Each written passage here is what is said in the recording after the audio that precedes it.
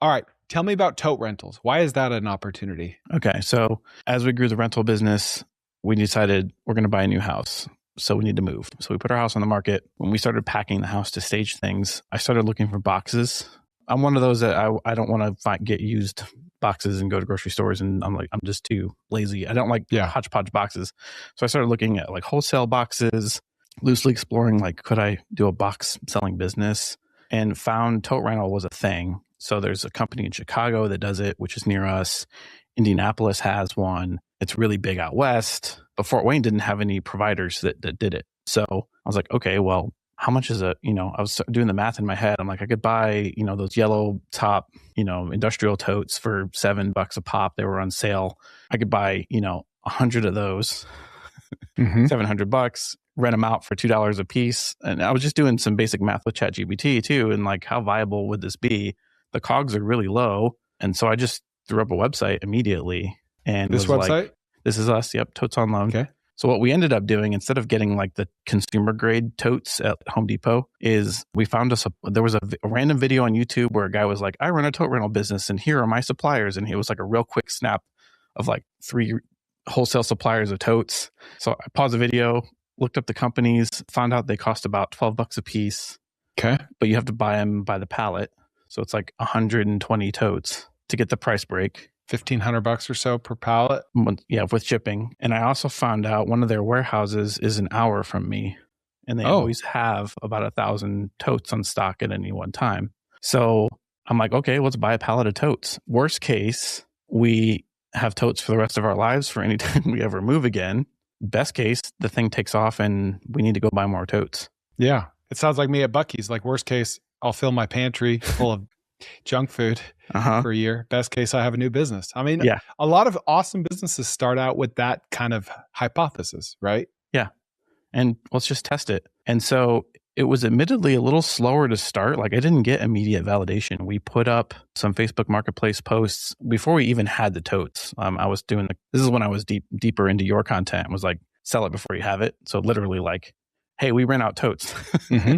Hey, Nano Banana, make a bunch of images of me carrying this tote, download product image, picture of me, it was obviously AI. And that kind of didn't do anything. So we took a more manual approach and started actually networking locally with realtors and moving companies. And that's when we actually got traction. How did you get their attention? Because everyone wants a realtor's attention. So there's a magazine in our town called Real Producers. I love low-tech marketing tactics. Yeah. And so Real Producers, it's a very niche magazine that highlights, and they're in every town. You probably have one in Dallas-Fort Worth area.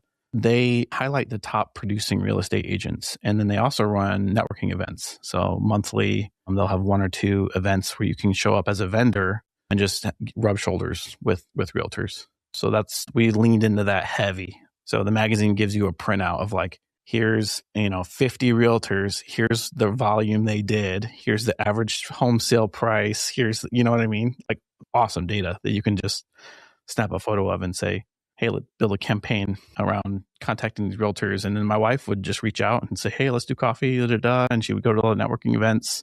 One of the things our Real Producers manager of the magazine for our area said was like, you guys got to have a subscription program.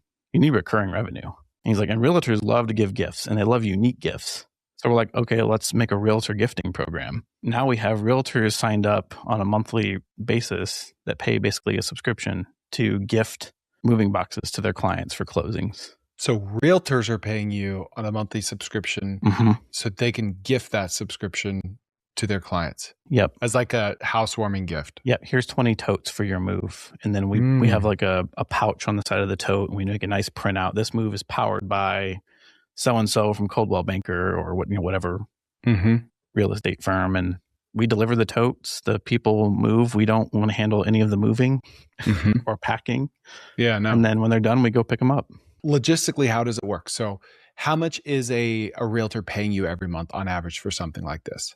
So we do 2 per month and 5 per month packages. So if they did 2 per month, we discount it heavily. So you'll see like we charge $99 for 20 totes. They pay $60.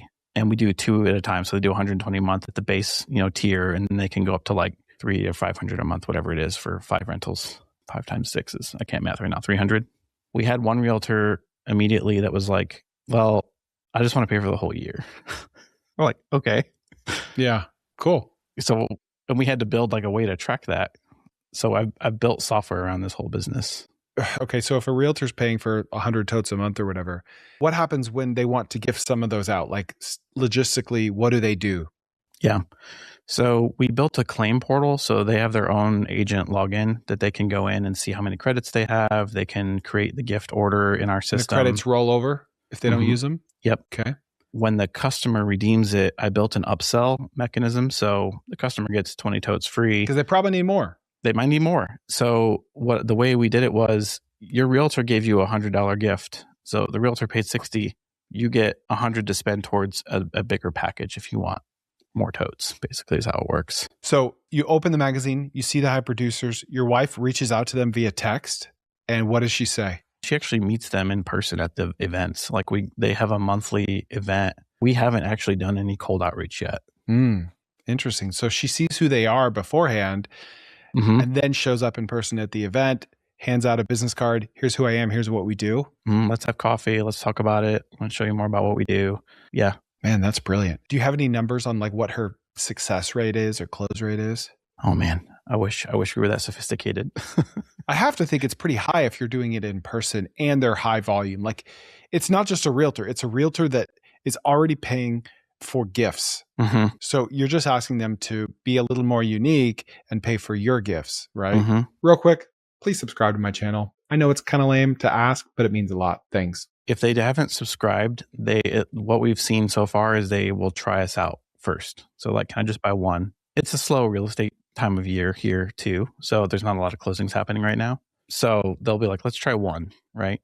And then it's like, then the light bulb clicks because it's like the customers rave about it. They're like, oh, these totes were awesome. And the realtor loves it. We had one realtor say like, I love how hands off the gift was for me because you guys just took care of it. You delivered them, you picked them up. Like I didn't have to do anything. I just gave you the info and you took care of it.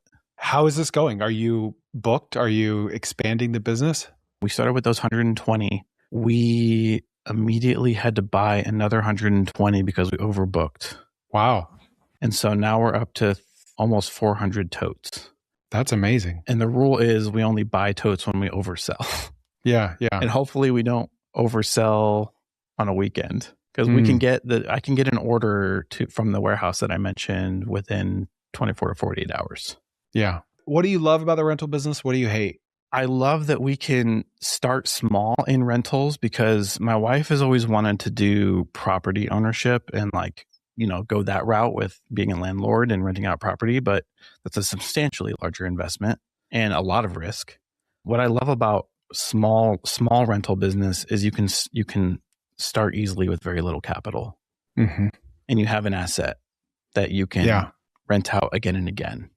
You're not selling something and then you have to go source more goods and whatever. I like that aspect of it and I like the, I guess, niche nature of doing several small rental businesses as opposed to being like Sunbelt rentals where we just rent everything, right? Yep.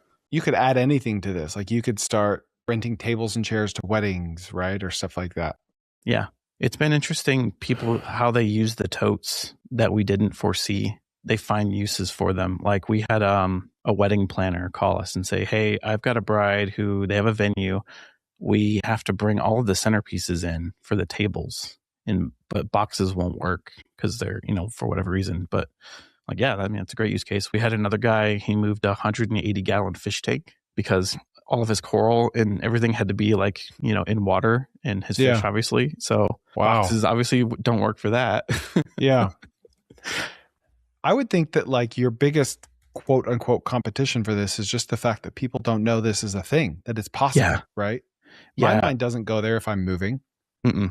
Yeah. Awareness marketing is kind of because nobody's searching for this. The best search term I've kind of latched onto is like moving boxes.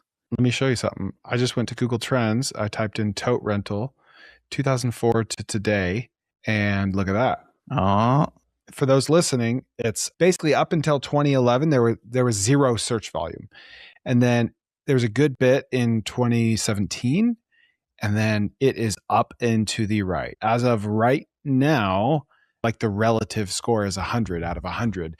And some people misunderstand how Google Trends works. This doesn't mean that like, oh, we've peaked, it's going down now. It's like, no, like if 10% more people search tote rental next week, then next week would be at 100 and then this week would be at 90, right? Mm-hmm. So this is exactly what you want to see in a Google Trends chart. So it's amazing. Tidal Wave is on your side. I mean, I think people are sick of throwing away Amazon boxes. Mm-hmm. It just doesn't feel right, you know? Yeah. And we try to price it so, you can buy box kits from like Home Depot for $300-400 for, they have like a 4-bedroom box kit. It's different sizes and things, but, you still have to get rid of those and you still have to tape all the boxes and put them together. We actually had a box open up on us when we moved last. So it's just like we were done with it. We just don't want boxes anymore. So you might not know this, but this isn't my real channel. My full channel is linked below or right here. Go check that out for full episodes.